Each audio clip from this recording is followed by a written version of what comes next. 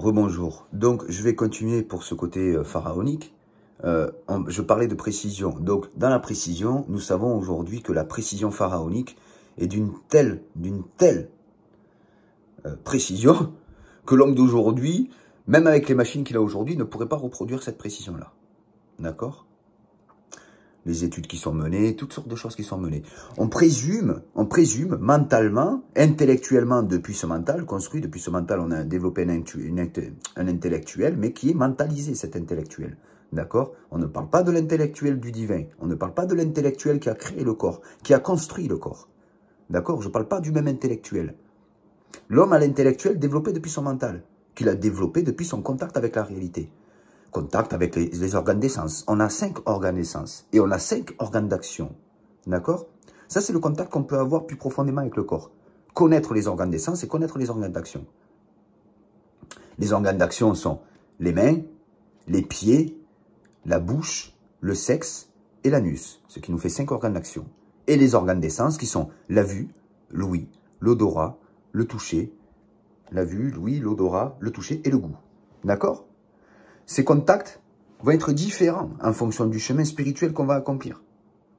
D'accord? Et là, on va rentrer dans la précision de connexion avec le corps. Pourquoi? Quand on est enfermé dans les organes d'action, on est enfermé dans les organes karmiques. D'accord? Qui sont les pieds, les mains, la bouche, le sexe et l'anus. On est vraiment dans ce côté de la création où on est vraiment pris par ces côtés animaliers de la création. On est dans le côté animal de la création. Je me bats pour défendre mes droits, je me bats pour défendre les personnes que j'aime, je me bats pour défendre ce que je suis. On ne fait que se battre. Comme un animal ferait pour défendre son monde social. Un animal se bat. L'animal se bat. Quand on dépasse et qu'on fait ce chemin où on va se détacher de ce côté karmique de la création et donc de ce côté organe d'action de la création, les pieds, les mains, le sexe, la bouche et l'anus, on va se rapprocher des organes d'essence. D'accord? Donc on va rentrer dans un côté plus subtil de la création, du corps pour ce qu'il est. On va rentrer dans la subtilité corporelle et donc la subtilité de la création. La vue, l'ouïe, le goût, l'odorat et le toucher. Alors, ce qu'il faut bien comprendre, c'est que quand on rentre dans ce chemin-là, on rentre dans un chemin qui est spirituellement très profond.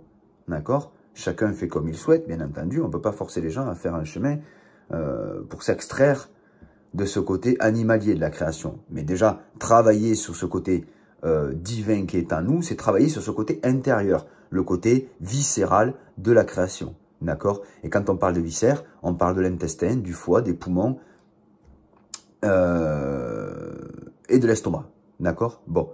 Ce qu'il faut comprendre avec le côté pharaonique, c'est qu'à l'époque, il n'avait pas travaillé sur tous les organes. Chaque organe avait une direction, d'accord? Et donc, avait aussi une entité protectrice par rapport à la direction et à l'organe. D'accord? On rentre là dans la subtilité de la création. On rentre dans un côté qui est extrasensoriel. On n'est plus dans le monde karmique, action, des actions.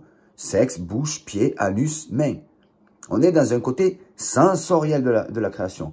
Au-delà du côté gustatif, au-delà du goût, au-delà de l'odorat, au-delà du toucher, au-delà de la vue et au-delà de l'ouïe. Pourquoi?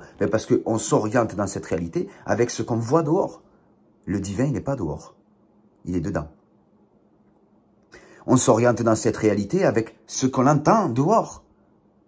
Le divin, alors, il est dehors, oui, il est dehors, il est partout, il est en toutes choses. Dieu est en toutes choses, il est omnipotent, omniprésent, omniscient.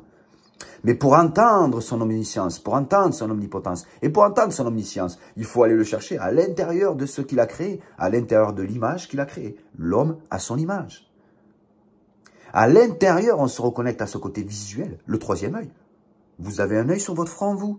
Non, on n'en a pas. Pourtant, il y a bel et bien un œil qui représente cet œil divin.